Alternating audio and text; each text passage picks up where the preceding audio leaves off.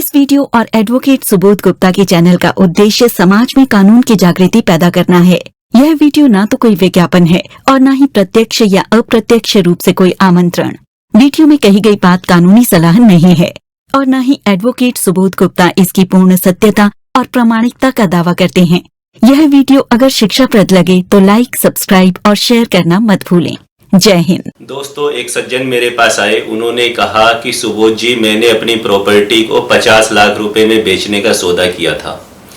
परंतु जो रजिस्ट्री होनी थी सर्कल रेट के हिसाब से वो होनी थी 20 लाख रुपए की और 30 लाख रुपए मुझे उससे नकद लेने थे।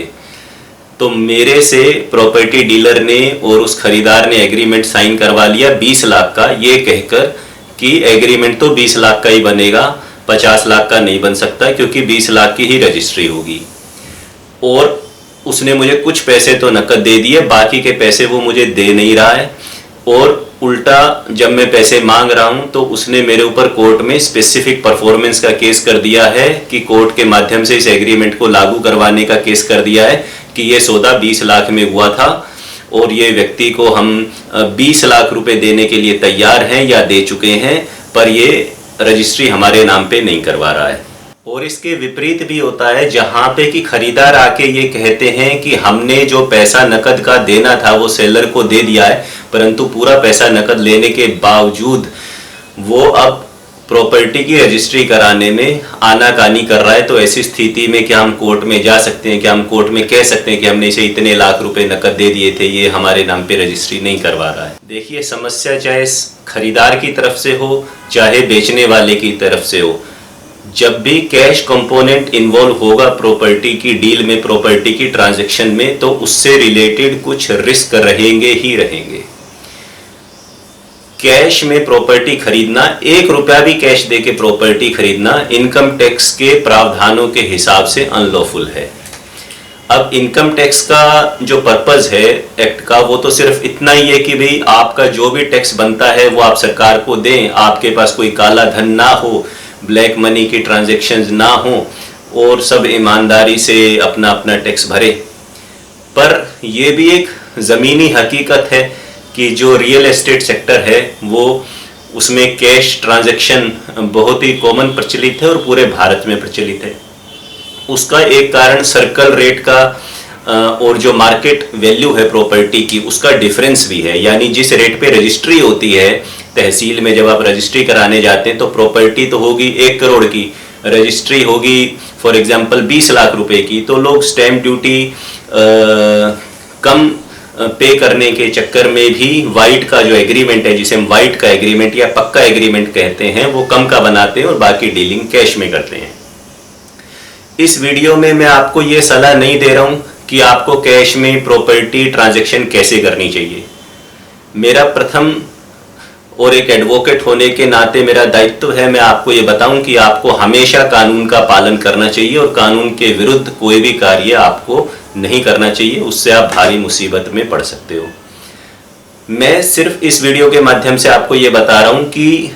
जो क्लाइंट्स मेरे पास आते हैं और मुझे बताते हैं कि क्या क्या प्रचलित माध्यम है इन्हें डील करने के, तो वो प्रचलित माध्यम क्या क्या हैं, और उन प्रचलित माध्यम में से एक माध्यम है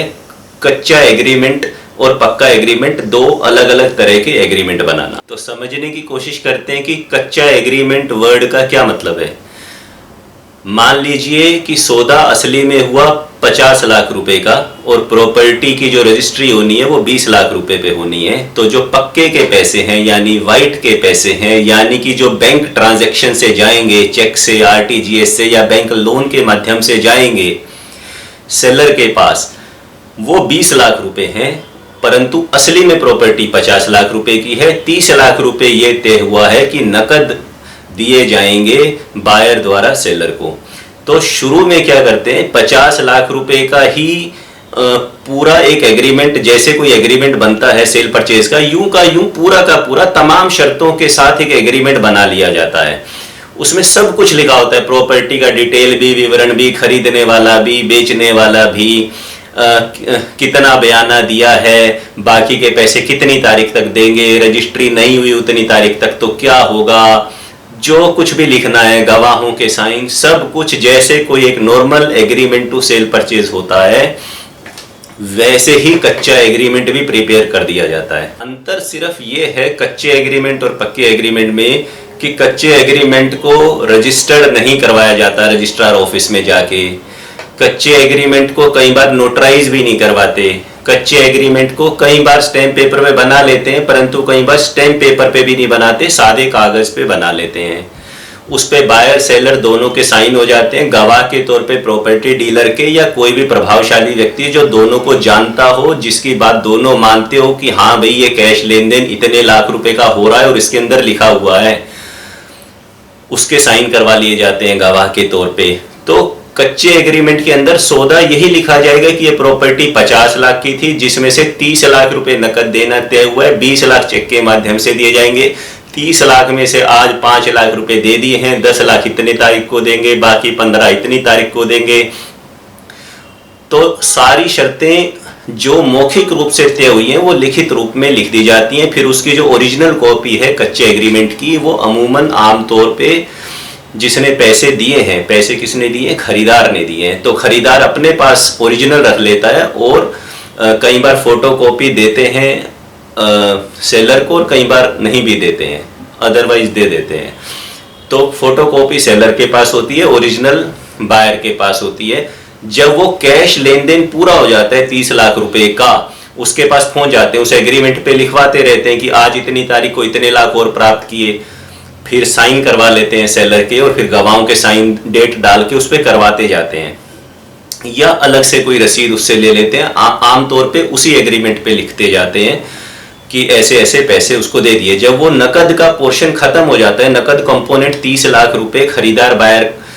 सेलर को दे देता है, तो उसके बाद उस कच्चे एग्रीमेंट को ओरिजिनल को फाड़ दिया जाता है गवाहों की उपस्थिति में, उसे डिस्ट्रॉय कर दिया जाता है, खत्म कर दिया जाता है उसे, और फिर उसी दिन एक नया एग्रीमेंट बनता है जिसे पक्का या वाइट का एग्रीमेंट कहते हैं। उस एग्रीमेंट में ये लिख दिया जाता है कि ये प्रॉपर्टी सेलर बायर को 20 लाख रुपए में बेचेगा, 20 लाख रुपए में से आज 2 लाख चेक के जरिए प्राप्त हुए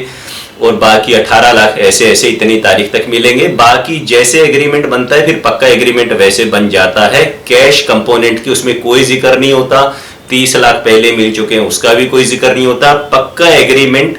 20 लाख रुपए का पक्का करने के लिए या तो उसे रजिस्टर्ड करवा लिया जाता है ताकि कोई भी पक्ष उससे मुकर ना पाए, उसकी कानूनन रूप से जो वैलिडिटी है वो बढ़ जाए, या फिर जनरली जो प्रचलन में है कि उसे नोटराइज करा लिया जाता है स्टैम्प पेपर पे और साथ में 2 गवाहों के साइन करा लिए जाते हैं। कच्चा एग्रीमेंट दोस्तों बैंक को भी नहीं दिया जाता, बैंक से अगर लोन लेना है तो बैंक को भी पक्का एग्रीमेंट ही दिया जाता है, और कच्चे एग्रीमेंट को डिस्ट्रॉय इसलिए कर दिया जाता है क्योंकि पक्का एग्रीमेंट बन ही गया है साइमल्टेनियसली जिस समय डिस्ट्रॉय कर रहे हैं, और वो दोनों पक्ष बायर और सेलर इसलिए भी उसे डिस्ट्रॉय करना चाहते हैं क्योंकि उन्हें पता है वो एक अनलॉफुल काम कर रहे हैं। कल को अगर वो एग्रीमेंट ओरिजिनल इनकम टैक्स विभाग के हाथों या किसी और व्यक्ति के हाथों लग गया और कोई कंप्लेंट हो गई तो आप भारी मुसीबत में पड़ जाओगे, आपके ऊपर कानूनी एक्शन होगा, कानूनी कार्रवाई होगी। इनकम टैक्स विभाग तो दोनों से ही पूछेगा, बायर से भी पूछेगा भाई तुम इतना नकद कहाँ से लाए, और सेलर से भी पूछेगा कि तुमने इतना नकद क्यों लिया, और लिया तो अब इसका तुम आगे क्या करने वाले थे। तो दोनों ही पक्ष उस सबूत को मिटा देना चाहते हैं कच्चे वाले को। अब सवाल ये भी है कि जो लीगल वैलिडिटी है कच्चे एग्रीमेंट की, मान लो आपने पैसे दे दिए किसी सेलर को, उसने ले भी लिए, और कल को सेलर कहते हैं मैं प्रॉपर्टी आपके नाम पे नहीं कर रहा, जो करने कर लो, और पक्का एग्रीमेंट तब तक बना नहीं है या बन भी गया है, तो अगर आप कोर्ट में जाते हो या पुलिस में जाते हो तो जो कच्चा एग्रीमेंट है उसे फिर भी एक एविडेंस के रूप में माना जाएगा अगर उस पे उसके साइन है और वो साइन उसी के हैं, नकली नहीं है, फोर्ज नहीं है, और गवाह भी हैं उस पे, और गवाह भी आपके फेवर में गवाही देने को तैयार है, या आपके पास कोई वीडियो रिकॉर्डिंग है उस घटना की साइन करते हुए या कैश देते हुए, तो वो एविडेंस फिर भी रहेगा। तो पुलिस के पास जाओगे तो क्रिमिनल लॉ में भी एविडेंस रहेगा कि इसने आपके साथ चीटिंग करी या धोखाधड़ी करी, और अगर आप सिविल कोर्ट में भी जाओगे तो भी एक एविडेंस है कि उसने वो पैसे लिए चाहे वो किसी भी रूप में लिए, चाहे कैश लिए या कैश नहीं लिए। ये सवाल कि इनकम टैक्स विभाग आपसे पूछेगा वो एक अलग मसला है। इनकम टैक्स विभाग जो पूछेगा वो इनकम टैक्स विभाग पूछेगा, उसका कोर्ट से कोई लेना देना नहीं है। इनकम टैक्स विभाग पूछेगा आप पैसे कहां से लाए, तो आप बता देना पैसे कहां से लाए। इनकम टैक्स विभाग इनकम टैक्स एक्ट के अंदर जो भी पेनल्टी का प्रावधान है वो लगाएगा तो लगेगी, भरना वो पेनल्टी, वो पैसे जब्त होने होंगे तो होंगे, वो एक अलग प्रक्रिया है। लेकिन